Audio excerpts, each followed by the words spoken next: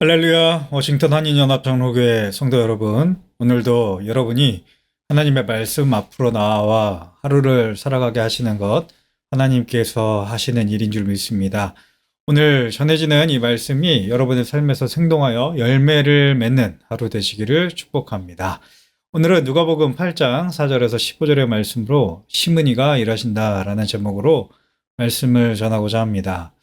오늘 우리가 보고 있는 누가복음 8장 4절에서 15절의 말씀에 등장하는 비유, 우리가 흔히 씨 뿌리는 비유라고 부르는 이 비유는 아침부터 말씀으로 시작하시는 여러분들은 다 한 번 이상씩, 아니 어쩌면 거의 10번 이상도 들어보신 분도 계시지 않을까 하는 생각이 드는 그런 아주 유명하고 잘 알려져 있는 예수님의 말씀입니다. 사실 저를 비롯한 많은 목사님들은 이렇게 아주 잘 알려진 본문을 받아들어서 설교를 하게 될 때 좀 난처하다는 생각을 하시는 것 같습니다. 왜냐하면 이 말씀 우리 성도님들께서 내용 자체를 워낙 잘 알고 계시기 때문에 어떤 새로운 느낌을 받으시기가 참 어렵기 때문입니다. 또 말씀을 전하는 입장에서도 쉽지가 않은 것이 이 본문을 가지고 정말 기라성 같은 목사님들, 그러니까 또 신학자들이 정말 이 본문을 물고 씹고 맛보고 끝에 끝까지 뽑아내서 이미 좋은 설교들을 많이 하신 그런 본문이기 때문입니다. 그런데 이렇게 익숙한 것, 또 잘 알고 있는 것, 질린다고 그냥 소홀히 넘어가는 것이 아니라 그것을 다시 유심히 살펴볼 때에 이전에 보지 못했던 것을 발견하게 되는 기쁨을 누리게 된다는 것을 오늘 저는 이렇게 말씀을 준비하면서 체험을 하게 되었습니다. 하나님의 말씀은 그야말로 진리입니다. 진리는 예전이든 지금이든 또는 미래이든 어떤 시간에서도 진리입니다. 또 진리는 여기든 또 저기든 어떤 공간에서도 진리입니다. 그래서 익숙한 듯 하지만 일상적인 듯 하지만 늘 새로운 것이 진리입니다. 오늘 이 씨 뿌리는 비유를 우리 다시 한번 살펴보면서 이 진리의 날로 새로운 이 맛을 경험하시는 여러분들 되시기를 소망해 봅니다. 오늘 말씀 4절에서 8절까지 해서 예수님은 자신 앞으로 나온 큰 무리들을 향해서 비유를 말씀하십니다. 그런데 이 비유가 예수님을 따라다니고 있었던 제자들에게도 그리 쉽게 이해되지는 않았던 것 같습니다. 그래서 9절을 보면 제자들은 예수님께 이 비유의 해설을 요청을 하고 있습니다. 그리고 이 요청에 친절하게 예수님 응대해 주시죠. 그리고 11절에서 15절의 말씀을 통해서 이 씨 뿌리는 비유 하나하나를 세세하게 설명해 주십니다. 오늘은 이 11절에서 15절의 말씀에 집중해서 이 씨 뿌리는 비유를 살펴보고자 합니다. 예수님은 가장 먼저 이 씨 뿌리는 비유에서 등장하는 씨가 무엇인지를 분명하게 설명을 해주시죠. 11절 말씀입니다. 이 비유는 이러하니라. 씨는 하나님의 말씀이요. 아멘. 예, 예수님은 이 비유에 등장하는 씨가 하나님의 말씀이라고 얘기를 하십니다. 그러니까 자연스럽게 이 씨가 심겨지는 장소는 바로 말씀을 듣는 사람, 그리고 사람의 마음이라고 하는 것을 우리가 알 수 있죠. 곧 우리는 이어지는 여러 유형의 씨가 뿌려진 장소가 말씀을 받아들이는 사람들의 반응에 따른 전형적인 유형이라는 것을 우리가 알 수가 있습니다. 12절에 등장하는 첫 번째 밭의 유형입니다. 길가에 있다는 것은 말씀을 들은 자니 이에 마귀가 가서 그들이 믿어 구원을 얻지 못하게 하려고 말씀을 그 마음에서 빼앗는 것이요. 아멘. 예, 그렇습니다. 첫 번째로 비유에서 제시되고 있는 유형의 밭, 그러니까 사람의 마음이죠. 그것은 길가 같은 마음입니다. 이 씨가 길가에 심어진 유형에 대해서 예수님은 이렇게 설명을 해주고 계십니다. 씨가 길가에 뿌려지니까 씨앗이 길가를 지나는 존재들에 의해서 밟혀져서 그 생명력이 없어진다는 거죠. 그리고 이내 공중의 새가 날아와서 그 밟혀진 씨앗마저 다 먹어치운다는 겁니다. 그러니까 이 말은 공중에 권세 잡은 마귀가 하나님의 말씀을 인간의 마음에 아예 들어가서 그 하나님의 말씀이 발화 자체가 안 되도록 뺏어버리는 유형이라는 겁니다. 곧 이것을 좀 더 풀어서 이야기해보면 이런 얘기가 되는 거죠. 이 길가 유형의 사람은 하나님의 말씀을 들었는데 그 말씀이 전혀 이해 자체가 안 되는 겁니다. 또 말씀에 흥미도 안 생기는 거죠. 그리고 말씀을 깊이 알고 싶은 마음도 전혀 없는 그런 사람들인 겁니다. 자, 여기에서 우리가 한 가지 사실을 캐치하고 넘어갈 수 있으면 좋겠습니다. 하나님의 말씀이 이해가 안 되고 흥미도 안 생기고 알고 싶지도 않은 이런 상황을 만드는 것은 여러분, 이 하나님의 말씀을 싹트게 하는 것을 방해하는 악한 영의 세력 때문이라는 겁니다. 사랑하는 여러분, 여러분이 말씀을 듣는 그 순간이 악한 영의 세력들과 대적하는 순간이라고 하는 것을 여러분들 알고 계십니까? 사탄, 또 마귀, 또 악한 영의 세력이라고 표현되는 이런 존재들은 계속해서 어떻게든 하나님의 말씀이 여러분의 마음에, 우리의 마음에 들어가지 못하도록 방해합니다.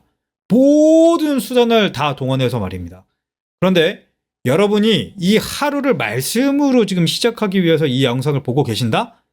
여러분, 이 일을 위해서 일하신 누군가 있다라고 하는 것. 그러니까 이 사탄과 마귀를 쫓아내신 누군가가 있다라고 하는 것을 여러분들 알아채실 수 있으면 좋겠습니다. 자, 이어지는 13절의 말씀입니다. 바위 위에 있다는 것은 말씀을 들을 때에 기쁨으로 받으나 뿌리가 없어 잠깐 믿다가 시련을 당할 때에 배반하는 자요. 아멘. 하나님의 말씀, 그 씨앗을 받아들이는 밭, 인간의 마음의 두 번째 유형, 그것은 바위, 돌밭의 유형입니다. 이 말씀을 볼 때 우리는 바위 위에 떨어진 씨앗이 앞서 있었던 그 길가에 떨어진 씨앗보다는 상황이 좀 더 낫다라는 것을 알 수가 있습니다. 왜냐하면 이 바위에 뿌려진 씨앗은 그래도 씨앗에서 우미 터서 싹은 나온 상황이기 때문입니다. 자, 문제는 이 바위 위에 뿌려진 씨앗은 뿌리를 내릴 수가 없다는 것이죠. 자, 이 바위 위에 뿌려진 씨앗이 그러면 뿌리를 못 내린 이유는 무엇입니까? 자, 몇몇 분들은 그것이 뒤에 등장하는 시련 때문이라고 생각을 하십니다. 그러나 그게 아니죠. 우미 튼 씨앗이 뿌리를 내리지 못하는 것은 뿌리가 내리지 못할 만큼 바위가 딱딱해서입니다. 딱딱한 밭. 곧 마음이 완고해서 그런 겁니다. 그렇습니다. 바위 유형의 사람은, 바위 유형의 마음은 하나님의 말씀을 기쁨으로 듣긴 들었는데 그 말씀이 그를 파고들어서 그의 마음을 완전히 사로잡고 붙잡아서 그 말씀이 성장하도록 자신의 마음을, 자신의 삶을 내어놓지 않는 사람들을 말하는 겁니다. 그러니까 시련이 올 때 그 발화된 말씀의 씨앗이 아무 작용도 못하는 거죠. 그래서 하나님의 말씀을 배반하여 떠나게 되는 결과가 나오는 것입니다. 사랑하는 여러분, 말씀을 들을 때 여러분 마음이 떨리십니까? 말씀을 들을 때 여러분 때로는 마음이 막 아프십니까? 예. 만약 그렇다면 여러분, 그것이 여러분 구원받은 증거입니다. 인간의 돌같이 딱딱하고 죽어있는 그 강팍하고 완고한 그 마음의 균열을 내시고 그 돌밭 같은 마음을 갈아엎고 계시는 분이 있다라고 하는 것을 오늘 말씀을 통해서 여러분들을 알아채실 수 있으면 좋겠습니다. 세 번째 유형은 14절에 등장합니다. 가시떨기에 떨어졌다는 것은 말씀을 들은 자이나 지내는 중 이생의 염려와 재물과 향락의 기운에 막혀 온전히 결실하지 못하는 자요. 아멘. 세 번째 유형은 가시떨기 유형입니다. 이 가시떨기는 앞서 봤던 두 유형보다도 상황이 조금 낫죠. 길가에서 씨앗은 발하지도 못했죠. 바위 위에서 그 씨앗은 발하하긴 했는데 뿌리를 내리지 못했습니다. 그런데 가시떨기에 떨어진 씨앗은 발하도 하고 뿌리도 내렸습니다. 그리고 그 싹이 자라나서 잎까지는 폈다라고 우리가 생각을 할 수 있는 거죠. 그런데 무엇이 안 되고 있는 겁니까? 꽃이 피고 그 꽃이 떨어지고 나서 열매를 맺는 결실이 안 되고 있는 겁니다. 왜 그럴까요? 그 자라난 식물 옆에 있는 가시떨기가 이 자라나고 있는 식물이 먹을 모든 양분을 강탈해서 먹어서 식물의 기운이 막혔기 때문에 시들시들해지는 겁니다. 제대로 자라나질 않는 거죠. 자, 이 가시떨기는 무엇을 의미할까요? 14절에서 우리는 비교적 쉽게 알 수가 있습니다. 첫 번째, 이생의 염려, 두 번째, 재물, 그리고 마지막으로 향락입니다. 가시떨기가 지칭하는 이 이생의 염려, 재물, 그리고 향락에는 공통점이 하나 있죠. 무엇일까요? 이것이 이 세상과 관련되어 있는 것이라는 겁니다. 이 세상에서 사람들이 마음에 두고 추구하며 살아가는 것들이 이 세 가지 아닙니까? 이생의 염려, 무엇을 먹을까, 무엇을 마실까, 생존을 고민하고 그것을 위해서 우리는 그것을 추구하면서 살아갑니다. 재물, 우리의 생존을 계속 존속시켜 줄 수 있을 것 같은 힘이 있는 그 돈을 추구하면서 살아가는 사람들, 지금도 여전히 너무나도 많이 있죠. 향락, 그 돈이 넉넉해지면 어떻게 됩니까? 반드시 인간은 향락을, 쾌락을 추구하게 되어 있습니다. 예, 가치라는 우리의 마음에 하나님의 말씀과 세상의 가치가 지금 공존하고 있는 상황, 이것이 가시떨기 유형의 사람인 겁니다.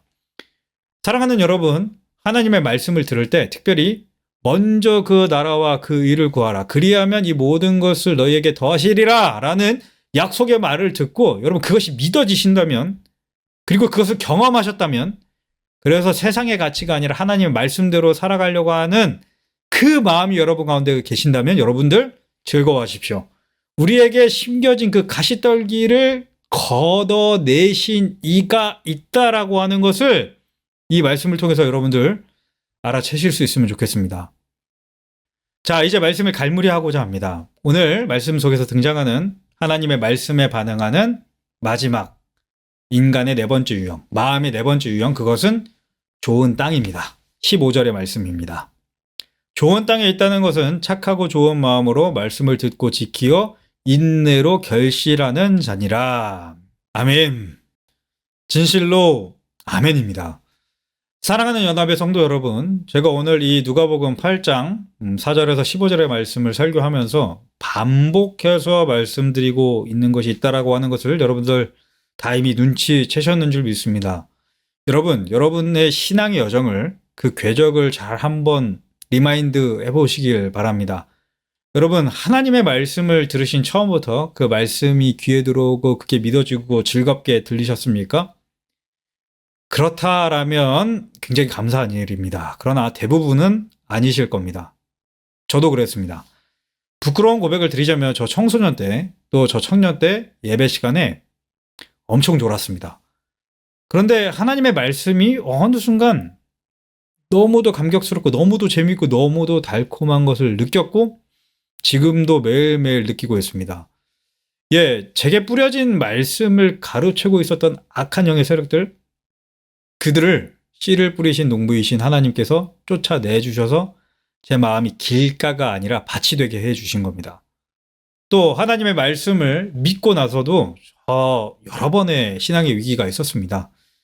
이 말씀이 재밌고 즐거우니까 엄청 많이 읽어서 이 성경의 내용 자체는 많이 아는데 그 말씀이 실제로 이 세상에서 일어나고 그 능력을 갖고 있다라고 하는 것을 몰랐던 때가 저에게 있었습니다.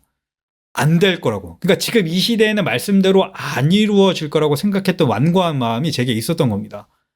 그런데 여러분, 언젠가 제가 아주 허심탄회하게 여러분께 간증할 날이 오리라고 생각합니다만 주 예수 그리스도의 십자가의 피 묻은 복음이 저를 살리고 치유해 주신 경험을 하나님이 제게 베풀어 주셨습니다. 예, 여러분, 십자가가 우리의 완고한 마음을 살처럼 부드러운 마음으로 기경합니다. 또 지금 제가 살아가고 있는 오늘의 삶, 하나님의 뜻 가운데서 제가 여전히 육신을 입고 지금 살아가고 있는 삶을 살고 있기에 저 역시도 이생의 염려, 또 재물, 향락의 유혹에 여전히 흔들리며 살아갑니다. 심지어는 사도 바울조차도 이렇게 고백하지 않았습니까? 오호라, 나는 곤고한 사람이로다. 이 사망의 몸에서 누가 나를 건져내랴 라고 말입니다. 그러나 제가 살 수 있는 그 모든 여건들을 하나님이 공급하신다는 것을, 저 들에 핀 백합화처럼 저를 입히실 것을, 저 공중에 나는 새처럼 저를 먹이실 것을, 예수님이 말씀하신 그대로 이루실 것을 날마다 체험하면서 지금 제가 살아가고 있습니다. 예, 여러분, 하나님께서 가시떨기와 같은 이생의 염려, 재물, 그리고 향락을 손수 하나하나 거두어 주고 계시는 것을 제가 경험을 하고 있다, 이 말씀입니다. 그렇습니다, 여러분. 좋은 땅은 처음부터 좋은 땅이 아닙니다. 우리 하나님, 씨를 뿌리는 농부이시죠? 그분은 씨만 뿌리고 가만 계시는 분이 아니십니다. 여러분, 심은 이가 반드시 일하십니다. 심은 그분이 열매를 얻기 위하여 일하십니다. 씨를 뿌리고 해로운 새 같은 사탄 마귀를 쫓아내시고 우리의 굳은 마음을 기경하시고 가시떨기와 같은 잡초들도 다 뽑아내셔서 그 씨앗이 자라서 열매 맺도록 하시는 농부, 그분이 하나님이심을, 그런 분이 바로 하나님이심을 믿으시는, 확신하시는 저와 여러분들 되실 수 있기를 소망합니다. 이 이야기는 저에게만 해당하는 이야기가 아닙니다. 여러분, 예수님의 12제자를 기억해 보십시오. 이 씨 뿌리는 비유를 현장에서 들었던 그 어떤 사람도 좋은 땅은 아예 없었습니다. 제자들 모두가 예수님 말씀 이해 못했습니다. 그들도 길가였던 겁니다. 제자들 모두가 예수님을 십자가 앞에서 배반했습니다. 그들도 돌밭이었던 겁니다. 제자들 모두가 예수 그리스도의 우편에 서고 싶어 했고, 심지어 가룟 유다는 예수님을 은 30에 팔아넘겼습니다. 그들도 모두 가시떨기밭이었던 겁니다. 그러나 예수 그리스도의 그 십자가의 사랑의 능력이, 그분의 성령이, 그 진리의 성령이, 능력의 성령이 제자들에게 오셔서 모든 것을 다 바꾸어 놓은 겁니다. 그들이 좋은 땅이 되도록 예수님이 우리를 좋은 땅으로 기경하신 것입니다. 사랑하는 여러분, 여러분은 이미 하나님께서 좋은 땅으로 기경하신 좋은 밭들임을 여러분 확신하실 수 있기를 소망합니다. 여러분, 이제 우리에게 남은 일이 있습니다. 말씀을 듣고 지키어 인내로 결실하여 하나님께 하나님이 거두시기를 원하시는 그 성령의 열매들을 온전히 올려드릴 수 있는 복된 인생들, 오늘도, 아니 영원토록 살아가실 수 있기를 주님의 이름으로 축원합니다. 기도하겠습니다. 하나님 아버지, 감사합니다. 우리에게 하나님의 말씀, 복음의 씨앗을 뿌려주심에 감사합니다. 선한 농부이신 하나님, 뿌리시는 데에, 심으시는 데에 멈추지 않으시고 우리에게서 열매를 바라시며 저 악한 영의 세력들을 우리의 삶에서 쫓아내어 주셨으니 감사합니다. 우리의 돌 같은 마음을 기경하여 살처럼 부드러운 마음을 주심에 감사합니다. 지금도 우리 곁에서 역사하여 주셔서 모든 가시떨기들을 제거하여 주시니 감사합니다. 심으신 하나님이 지금도 일하고 계시니 우리도 열심히 맡겨진 일을 감당하는 성령의 열매를 맺어가는 오늘 하루가 될 수 있도록 우리에게 성령의 힘을, 성령의 능력을 더하여 주옵소서. 그렇게 우리를 도우시고 역사하실 하나님을 신뢰하고 기대하고 또 사랑합니다. 십자가로 우리를 좋은 땅으로 기경하여 변혁시켜 주신 우리 주님 예수 그리스도의 이름으로 감사하며 기도하옵나이다. 아멘.